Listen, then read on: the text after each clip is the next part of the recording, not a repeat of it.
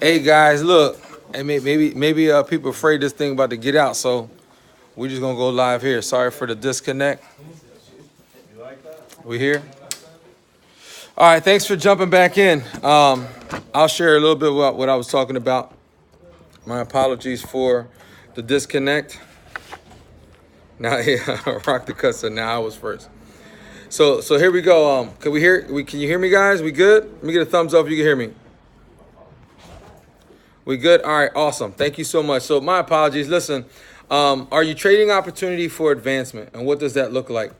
What does that advancement look like? You know, when you want a job, you apply for a job and you go into that, you fill out an application, you fill out the application, you go and take the job. When you take the job, you're hoping that you could eventually get a raise and move up in the company, right? That's an opportunity, and you're trying to advance either your career, you're trying to advance what direction you want to go, and you're trying to do little things so you can become better, so you can provide for your family. Trading opportunity for advancement. I had a conversation this morning with Eddie from The Finest Barbers, and we were discussing how sometimes people have this idea that I come to the shop, I work for you, I pay my chair rent, and that's it. But they're not really trading in an opportunity for advancement. And it went aligned with what I wanted to discuss today, because we are talking about opportunity. So the big question would be, what is trading? If I'm trading something with you, that means I'm having a what? An exchange. I'm offering you something, you're giving me something back. And so what does that exchange look like? There has to be some sort of reciprocity there. You know, the truth is that everybody likes the idea of something. They hate the reality of it, though. So the idea is always better than the actual reality. This is what I mean. If it snows outside, right, you know, man, today I can get a shovel and I can make $200 today if I hit up these parking lots, if I hit out these, you know, I can make a couple dollars depending on what level. You either got a hand shovel, you got a plow, depending on what level you have, you can remove some snow, and in removing snow, you'll make some money. The idea of it is great until you got to go outside and start shoveling the snow. Then your back hurts, your feet get cold, the truck needs gas, the plow's not pushing, and then you go through that experience. So the idea of making the money is great. The actual doing it is where the challenge comes in. So the reality is not always as good as the idea. So do you have the ability to stick it out? So what are you trading in exchange for opportunity? I remember a guy came to the barbershop one day. He said, "Hey, how you doing?" He said, "Look, man, I need $6.70 something." I forget the cent amount. 70 something. I thought it was real creative. He needed 70 some odd cents. Because, you know, $6.70 odd cents, you got a $10 bill, you probably would just give it. And I said, "My man, I got something for you." I said, "I got $20 for you." He goes, "$20? Yeah, okay." I said, "Dig this." I said, "Give me 1 second." I went and grabbed the bucket. I had the window squeegee, just like we did the other day with the squeegee. And I showed him, I gave him the technique on how to clean the windows. And I said, if you clean these windows, now I really didn't care how good they were going to look, but I wanted him to earn it. I said, if you clean these windows, you only need $6.70 something cents. But if I give you this window stuff and you clean the windows, I'll give you $20. He said, "Oh, no. The idea of it was better than the actual reality of what he wanted." And I'm like, look, $6.70 something cent. You got extra money to go get some snacks, something to eat, probably get a cab or something after the fact when you get to wherever you're trying to go. He said, no, I'm cool. And he left because the idea of him receiving something was so much better than the reality of doing something to receive it. Y'all following me? So, exchange something for something else, typically a commercial transaction. And a fair exchange isn't robbery. I said this before, but I'll say it again. If I service you and I give you a haircut, you pay me. Fair exchange, right? But if I give you a haircut, you pay me, and then I ask you to do something for me, there's not necessarily a fair exchange here. Like, hey, I want you to give these cards out and tell 5 people. It's more important that you incentivize that person so that they can go out and tell people. If they do that, then there's a fair exchange. A fair exchange is not robbery. There's something being reciprocated. There's something being shared back and forth with someone else. And so, 5 things you can do if you want to be successful in exchanging opportunity for advancement. First, you have to identify where you're trying to advance. I want to be a barber, but I eventually want to be the barber manager. Eventually, I want to be the barber owner. Eventually, I want to have my own shop, have my own suite. Maybe I want to work at a school and be a teacher. Then I want to be the director of education. Maybe even run the school and be the campus director, or even own and operate one of the schools, or have my own. There has to be some sort of advancement. You have to identify what it is that you want to do. It's okay if you just want to work somewhere and be that person. But if you have a desire to advance in your career, you have to go in with the mindset that this is what I want. This is where I'm trying to go. And what are the things that I personally need to do to become better at what I already am doing, to be the type of person that you may need me to be at the business so that I can advance in this business. Y'all, is this making sense? Okay, so 5 things you can do. First, ask. Ask, how can I give? What can I do to give you so that way I can be better at what I'm doing and advancing? Most people go into the relationship, what can I get from you? What are you offering me? Do you have this? If you don't have this, then I don't want it. And that's okay. It's okay to go in with an understanding that you either have this or you don't, because if they say, no, we don't have this or we're not offering this, then you're making a decision where you want to be. So you're a barber and you go into a shop. One shop has booth rent, another one has percentage. You make a decision where you want to be. You can't complain that the percentage shop is taking 50% or 70% or 30% or 60% of your income if you made a decision to be there because you knew that from the jump. Now you want to start counting the owner's money and think that it's not cool. Or you're a booth renter and you start paying booth rent, and then you because you have the freedom, the ability to do what you want, at least you think so, it starts to affect your money. Then you don't feel like you're growing. So what is it that you want? How can I give? What do I have that I can give the business to make the business better? That's the first thing you want to know. If you want to advance in the business, the first thing is ask, how can I give? Then in your giving, you need to serve. Serve is number 2. Serve. How are you serving the needs of the business? Not necessarily on what they ask you to do, because that would be SOP, standard operational procedure. I asked you to sweep the floor when you're done. I asked you to clean the mirror when you're done. I asked you to clean your station when you're done. But are you serving in other capacities? Are you taking the initiative to wash the towels? Are you taking the initiative to put the sign outside on the sidewalk? Are you taking the initiative to do other things that need to be done in order for the business to run effectively? Are you serving the needs of the business? That's number 2. The third thing you can do to advance is do it without expectation. You already know that there's an opportunity to advance, but you do it because it should be who you are. You should be serving, and I want to do it without an expectation. This is what I want to do. This is who I am. And I'm going to tell you why you have to do it without expectation. Because when you're expecting something, expectations lead to disappointment. You told me you would meet me at such and such place at such and such time, and you didn't show up.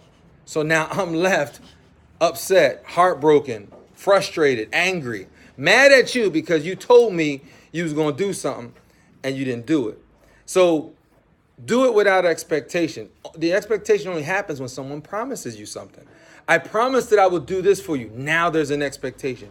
But when you go in with serving and understanding that I'm going to do this because I know in doing this, I'm going to get the best experience for me to advance in whatever area that I need to. That's the only expectation, that you be the best that you can be so you can learn the job, so you can learn how to manage, so you can learn how to run and operate, so you can learn the different aspects of the business so that when someone else is doing it, you can appreciate them more. See, I appreciate the person who cleans the bathroom and puts the toilet paper up because I was the guy who cleaned the bathroom. I appreciate the guy who cleans the windows because I was the guy who cleaned the windows. I appreciate being the manager or the person who's managing the shop because for years I managed a staff of people before I opened my own shop. So I know how to appreciate the manager.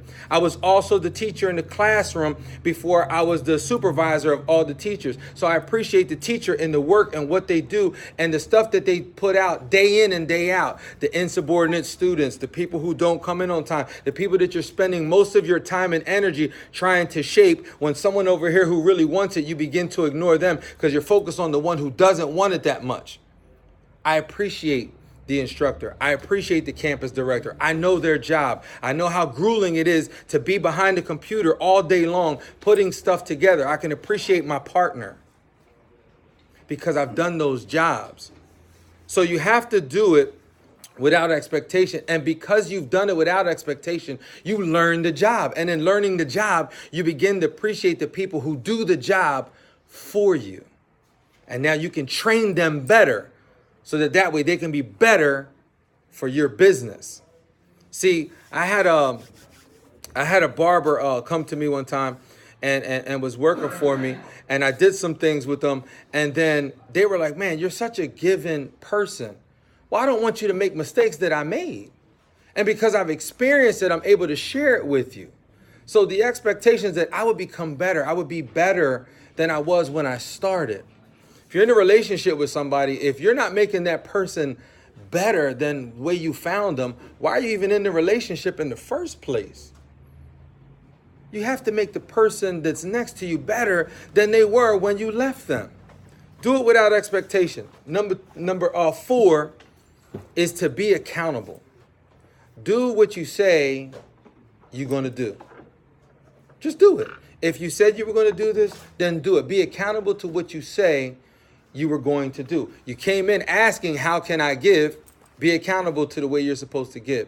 You came in and you know that you need to serve the needs of the business. Be accountable to how you're going to purposefully serve that business. The next thing was you're doing it without expectation. So there really couldn't be any disappointments if I know that I'm coming in expecting nothing but being the best that I can possibly be, because I know that in this process, I'm going to be learning. And because I'm going to be learning, I'm going to be growing. And because I'm going to be growing, I'll be a better business owner, a better school director, a better school owner, a better shop owner, a better manager. This is important. And then the last thing that I would tell you with all of those things is to do more. Don't do less, do more. You're going to get from that. And this is why. I remember one time, homecoming. It's about homecoming time, right? A lot of people getting ready for homecoming. It's that time of the year. I remember when I was going to homecoming and prom, there was a client of mine, right? He had a Lincoln Navigator. And he said, I can use the Navigator to go to the prom. This was prom though, it wasn't homecoming. And I was like, for real? He said, man, and at that time, kids are coming in helicopters and jets and all kinds of stuff. I ain't got time for that. But back then, a Navigator was big time. You know, if you had a Navigator, it was big.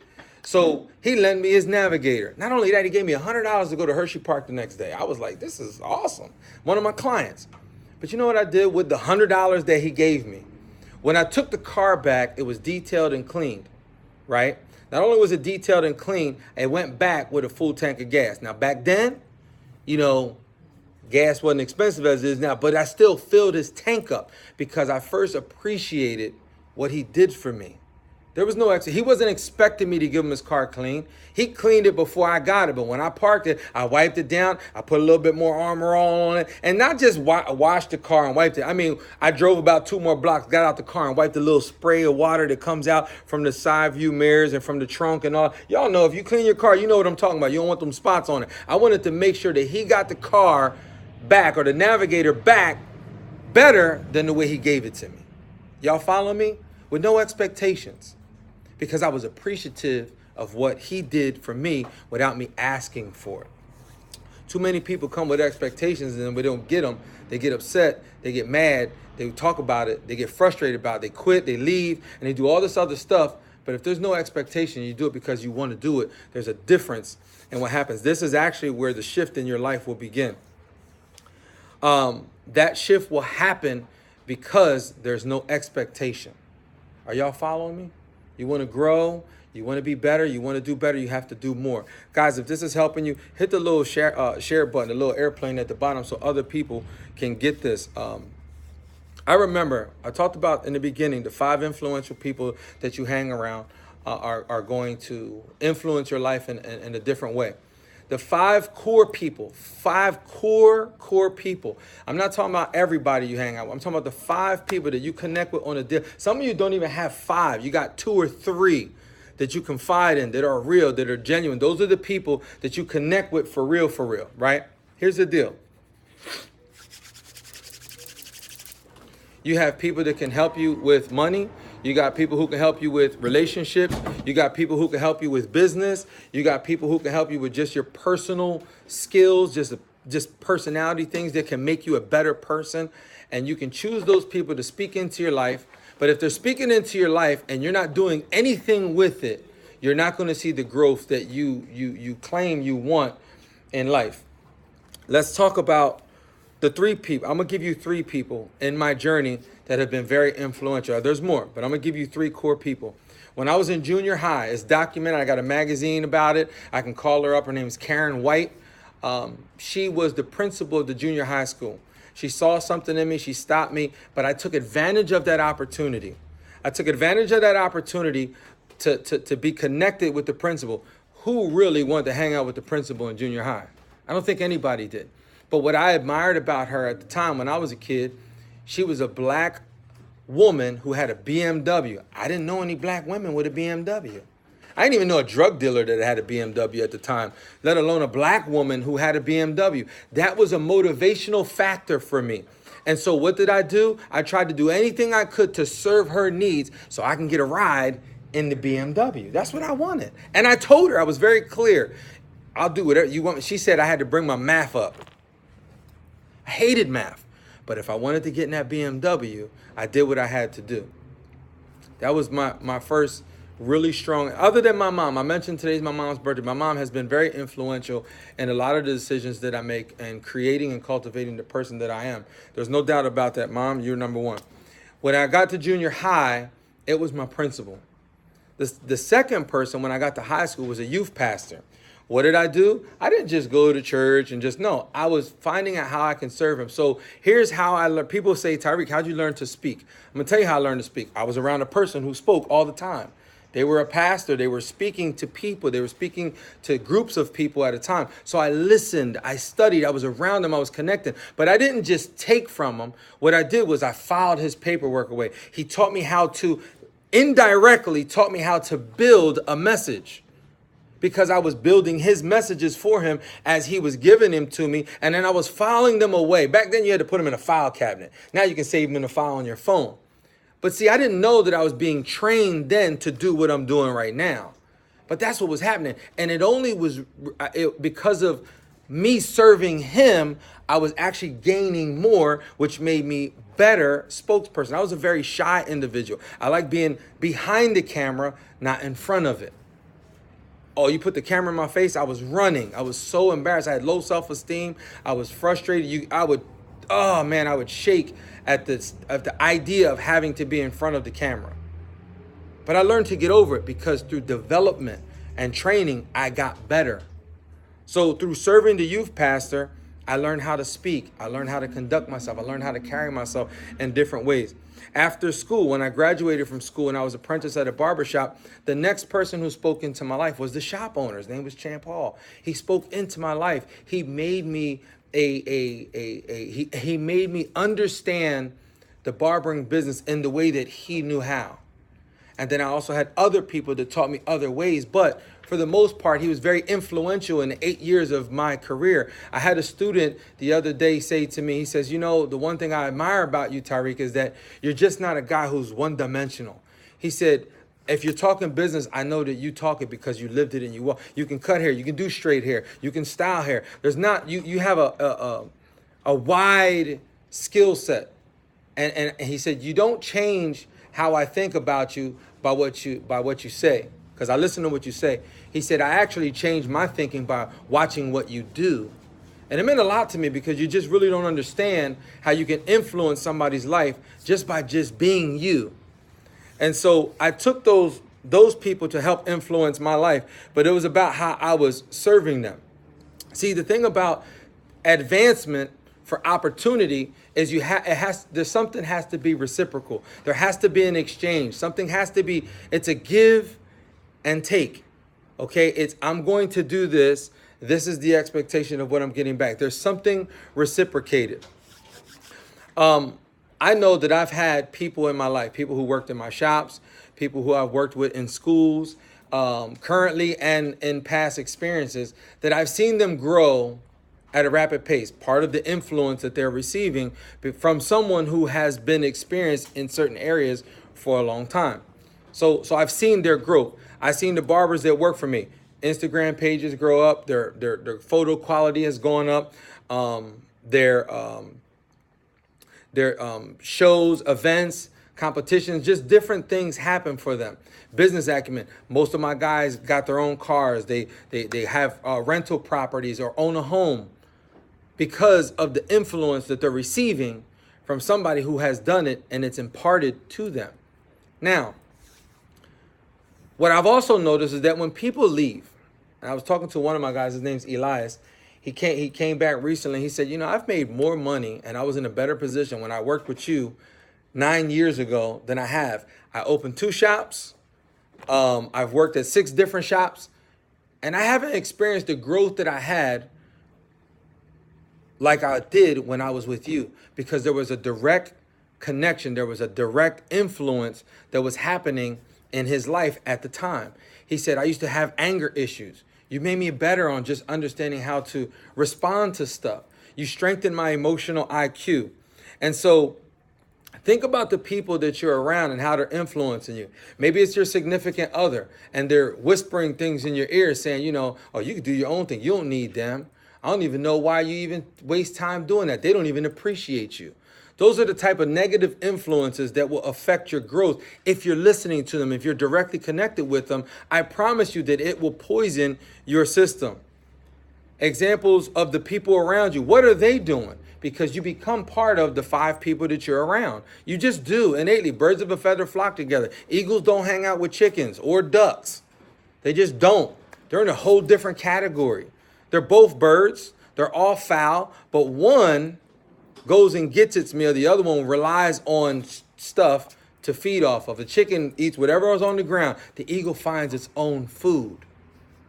You following me? They're all birds, but how are you? Who are you in that experience? Are you the chicken or are you the bird? I did a whole series on that one time, or the eagle. I did a whole experience on that one, live on that one time. I'm not going to get into that today, but there's 2. They're the same thing. They're fowl. They are birds, but one is completely different than the other. Believing the influence, the people who are talking to you, what they're saying. And some people are trying to give you advice on doing things that they haven't even done. Think about it. You're cutting next to the guy who doesn't own a shop, but he worked at 5 shops, right? Just listen, feel me for a second. And he gonna tell you, he don't even know how to run business, man. I don't even know what's up with this boy, man. He only concerned with rent money. He don't care about us. This is the guy who worked at 5 shops, doesn't own his own shop, but he's trying to tell you that the owner doesn't know what he's doing and the shop's been open for 10, 15 years. And you're listening to the negative influence that this person is trying to give you. And now you're easily influenced by it. So the question is, are you being influential or are you being influenced? Which one is it? If somebody's coming to you, bro, you know what? I ain't even got time for that, man. Like, keep that to yourself. I'm here to do this, that, and the third. I'm here to serve. I'm here to help be what I can be at this business. I'm here to grow. And if I can get connected with him, he obviously has a business that's been lasting for X amount of years. I'm going to trust his process. You worked at the last 5 shops, but you got all the answers. Man, I was popping back in the day. My shop was booming. You don't got one now. What are you talking about? It doesn't mean that you don't have experiences, but stop trying to listen to the person next to you who has failed in some of his experiences or given them up. Not everyone has failed. Some people may have given that experience up, but they want to talk about the person that they work for, the person they're connected to. You're going to lose out on opportunities. Sometimes you're getting encouragement from the wrong mindset. They can't think where you're trying to go because they haven't been there to share a good experience with you. They don't know how to give that to you because they haven't done it. You ever talk to somebody and you're like, yo, this is what I'm going to do, blah, blah, blah, blah. Yo, I can't wait. And then they're the Debbie Downers or they want to dream killers. And they be like, that's stupid. You're like, what you mean? And then you start questioning like, man, maybe that is dumb. Yeah, there's a lot of barbershops. I don't even know why I'm going to do this, yo. This is crazy. Now you start questioning yourself. Your mom was like, why you want to do that? I remember my mom told me, she didn't let me cut in the house. I was devastated. I wasn't selling drugs or nothing. She wouldn't let me cut. That could have killed me, but you know what? I said, nope. She said I had a basement. The basement was flooded with water. I said, I'm going to take advantage of that opportunity because I want to cut hair, and it doesn't matter. I'm going to squeegee this water down the drain. I'm not going to complain that the basement is filled with water and poop from the backflow. I'm going to clean it out. I'm going to air freshen this joint every morning so I can cut hair because that's what I want to do. I took advantage of that opportunity instead of complaining that the opportunity wasn't ideal. There's a difference. How are you honoring the opportunity is the most important part. We can talk about why you're messing up, but how are you honoring that opportunity? Are you helping out? Are you doing something to serve the needs of the person that you're accountable to or that you want to partner with? What are you doing? Not just for the individual, but the business itself. Whatever the nature of the business may be, I don't care what the business is. If you're following a photographer, are you carrying their bags? Are you helping out with the setup? Did you find a makeup artist? Did you find somebody that can help? Did you find a scenery? Did you say, hey, look, I saw this really cool spot. It would be nice for you to take some photos, and I know what you like, so I saw the spot. I think this might be good for you. Or you like, nah, I'm going to keep that for me. If I tell them, they're going to use it, and then when I need it, I can't have it. I don't want to give it away to them. Why don't you serve them so you can learn from that experience and get better at it? Are you finding ways to help the business out? You know, you might be the guy working in the shop or the female, whomever you are, and you're in there, and while you're there, you know somebody else who wants to work at a shop. You also know the type of person that the shop owner is looking for.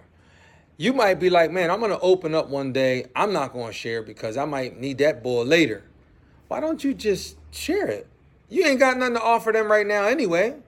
Why don't you just share it? Grow together, build together, incorporate together, help together to make the business better. How are you reciprocating that opportunity? I'm going to give you an example. I had a guy who worked for me. His name was Elio De Jesus. Elio came into the barbershop. And he said, I want to get back into cutting. I don't have my license. I'm willing to do an apprenticeship. Now, at the time, there were no barber schools. And I said, sure. He said, I was cutting in my basement for a long time. He said, I can promise you two things. One, I'm not going to be your best barber cutting. I'm not. Because I'm not as good as him or her. He said, but what I will tell you is that I will be the absolute best staff person at this barbershop. I will come in. I will help you with whatever you need. And let me tell you something. He did exactly what he said he was going to do. In turn, he earned his barber license. In turn, he got his barber manager's license. In turn, he got his barber instructor's license and ended up working at a school for a while with me. He moved to Florida because he took advantage of an opportunity and made most use of it. It helped him out in life, and now he's in Florida with a teacher's license, can work at a shop, and they don't have an actual teacher's license.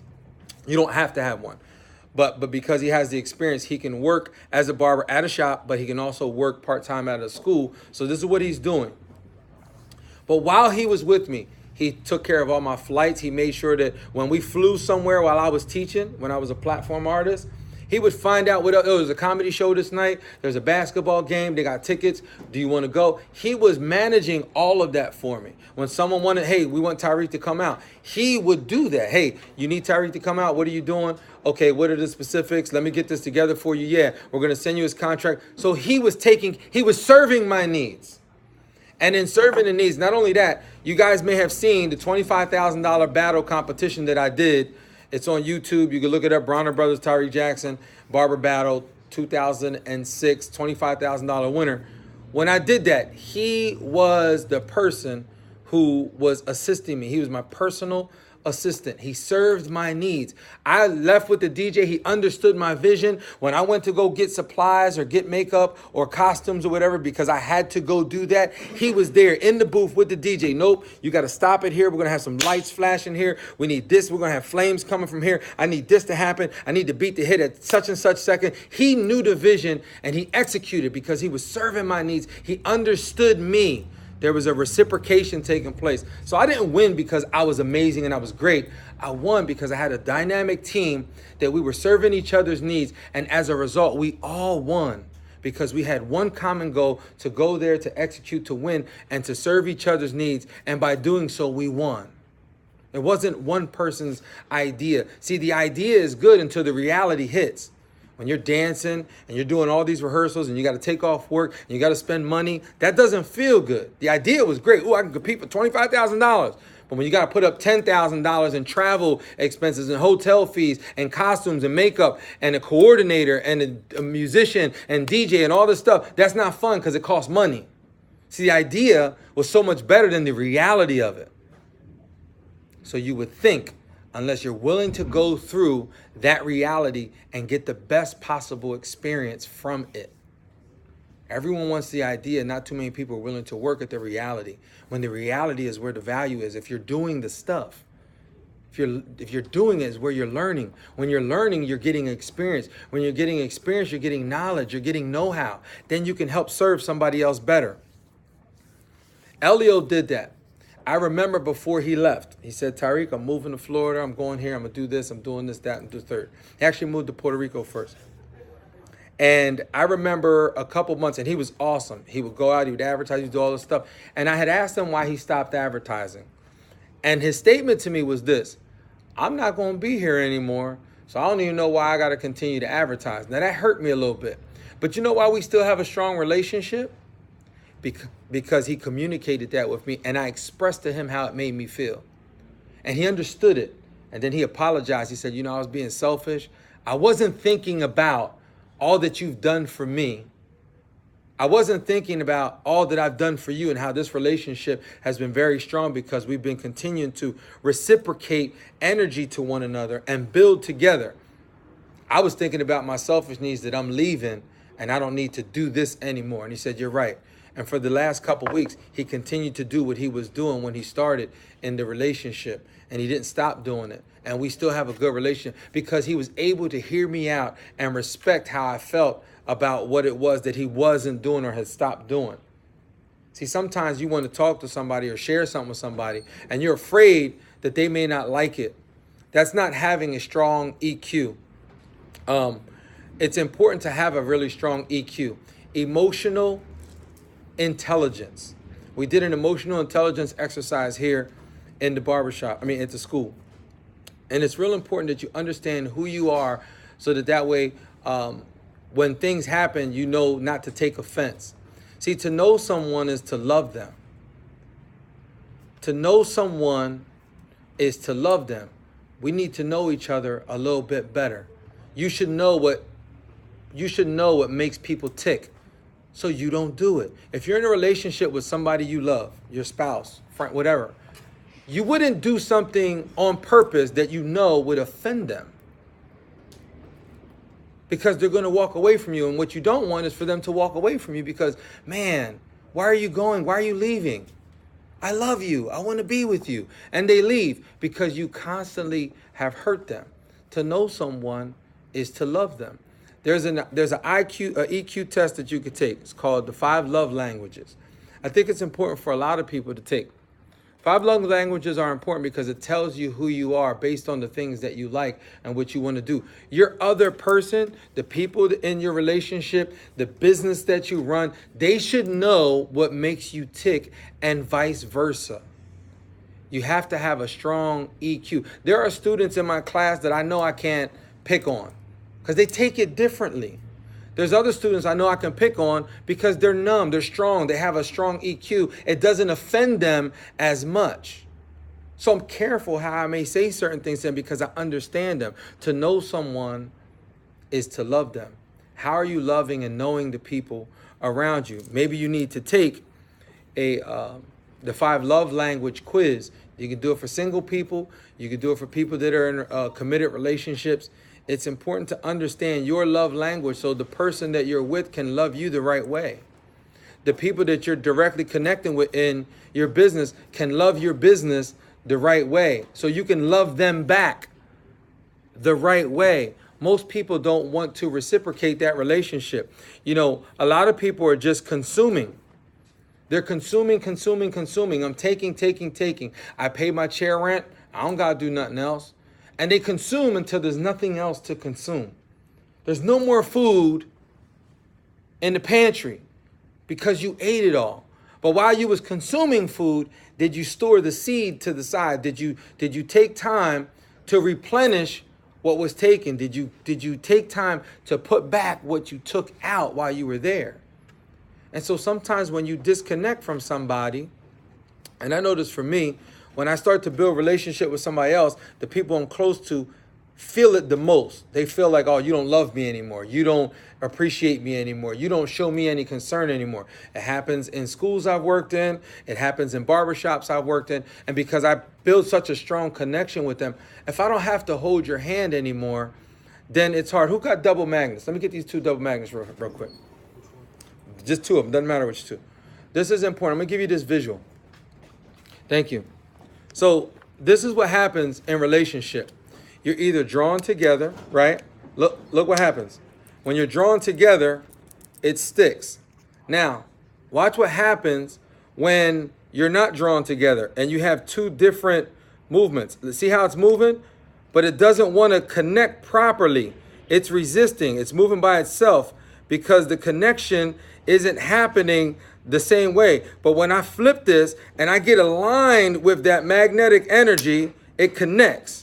Did y'all see that visual? When I have it the wrong way, when we're not really on the same wavelength, it's not going to connect properly. It's resisting. If I put this on the table, it will begin to shift and move.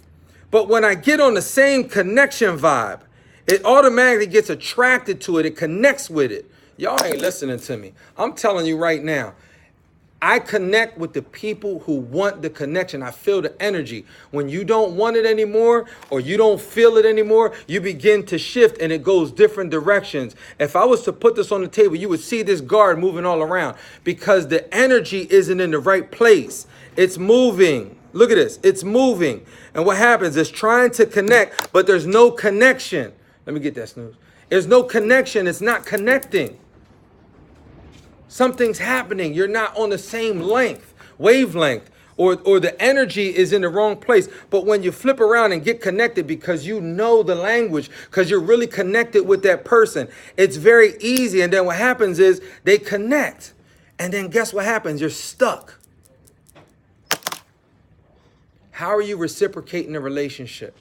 What are you doing to help the business that you're working in? What are you doing to help the relationship that you're in? Are you connecting? Are you on the same length? Do you know that you're actually butting heads and there's a lot of friction between each other?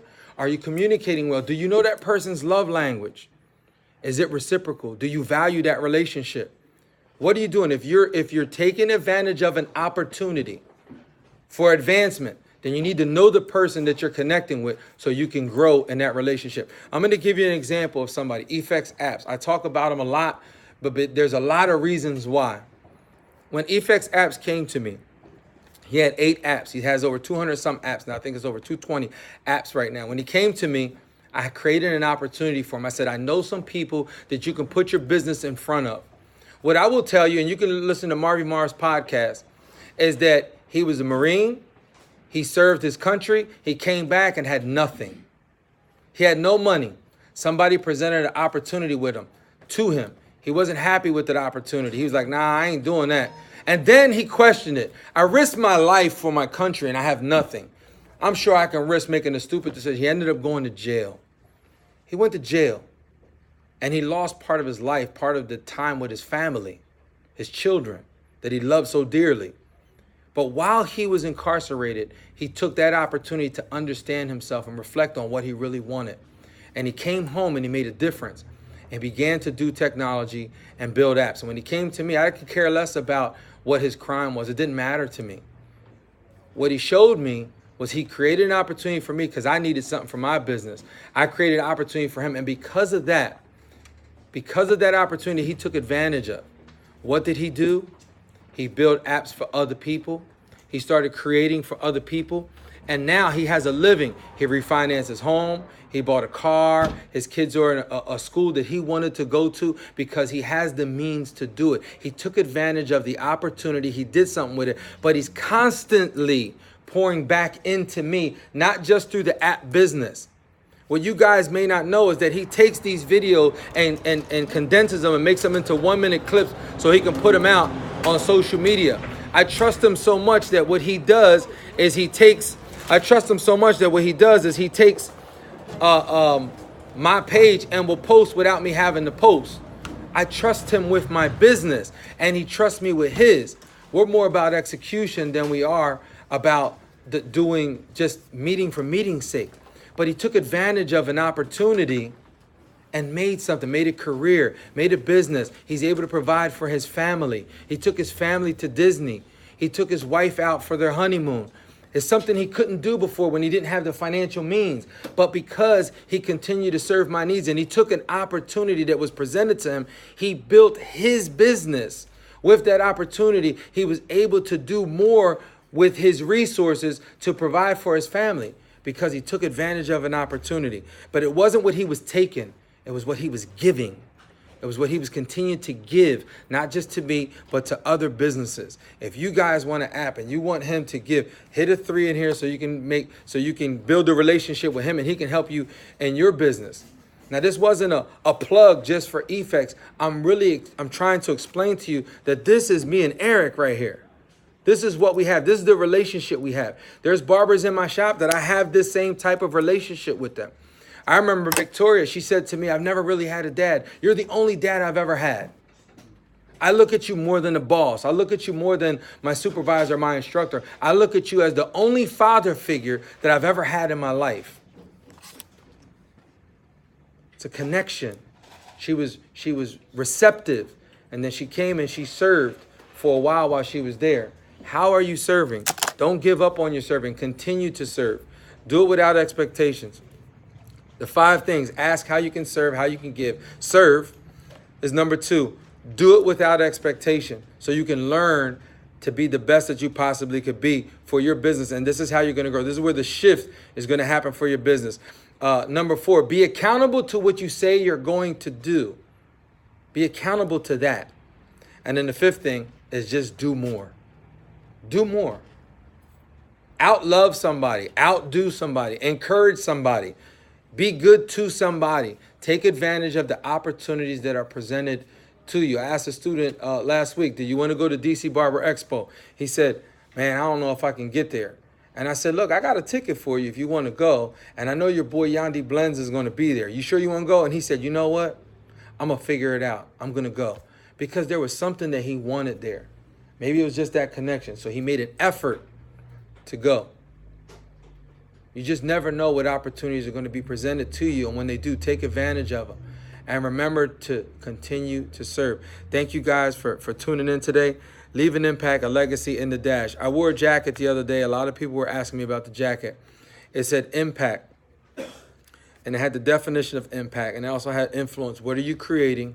How are you using your influence to impact the lives of others? I'm going to tell you a little bit about what I'm going to be talking about next week. I usually don't do that because things happen and I might shift another direction. But I want to know, are you trading in your integrity for your truth? Guys, I want you to tune in next week. Share it with somebody. I promise you, you're going to love what I have for you next week. I wanted to do that so much today, but I needed to get through this because we're talking about opportunity. Mr. Haywood Styles, thank you so much for tuning in. I appreciate you. You guys, I love you guys. Remember, serve your needs by serving the needs of others. Are you trading in your integrity for your truth? That'll be next week. Guys, please, if you like this stuff, hit the share button. Let people know what we're doing here. I'm here at Premier Barber Institute. Thank you guys for tuning in today. I love you. I appreciate you. Have an amazing, amazing day. If there are any questions, I want to open it up real quick for questions before we close. Danaja, I love you. Rob Jespinosa, serve to be served. Shamba. Big Head the Barber, always a blessing. Thank you so much. Tito, thank you so much. Law, I love you, brother. Thank you for all your support and continue to share. Tito, thank you for putting it in your stories and letting people know that Tariq Talk Tuesdays were going on. Ricky Rakan, it was a pleasure seeing you in LV Expo, and you're just a guy who keeps going and pursuing greatness. Keep it up, brother. London, New York, thank you, my guy. I appreciate Synology, share, and wisdom that's been passed on to others. Thank you. Thank you so much. Fresh the Barber. What about me? I don't know. What about you? I love you too, brother. Sabiel, thank you, man. God bless. I love you, Eli. You already know it. Continue to be great. Thank you so much. Serve God's people, and He will take care of the rest. Absolutely. Hair surgeons, real. Thank you so much. I'm applying what you shared this weekend. Awesome. I've had some people talk about the mess up your timeline. They've been sending me some stuff. I put it in the stories. Hey, Joe, what's that saying you always say? Where'd Joe go? Joe, make good decisions. He just says, just every weekend before people leave, what does he say? Make some good decisions this weekend. That's it. It's the bottom line. Just whatever it is that you're doing, make good decisions. Guys, thank you so much. I appreciate you. Have an amazing day.